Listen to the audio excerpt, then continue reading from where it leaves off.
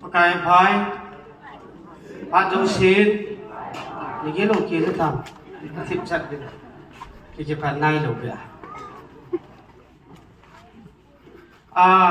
พุทธเลลากันสามมาสักินปีเลกุมสองงานที่นาจุบลีกิติฮีตูจงเขาลากันสามในเวทุนนาดึงด่าในหิตันนะ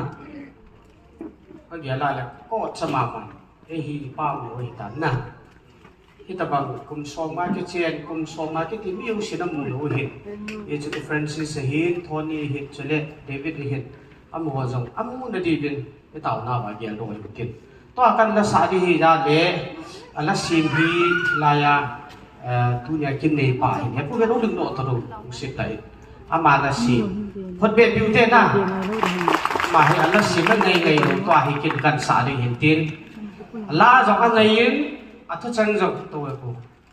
อัตุจังจงไงยินอัตุจังยังให้ตันไงหุ่นจะกินอะไรเลย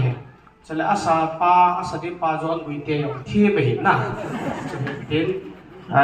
ขัดวินงงขัดวินปีวินก็เลยคุบลังจะหลับผ่านเจ้าจีป่วยงงก็สิบกิโลตากละเห็นน่ะไอ้ยองเละปะทินเราปีนได้ยิน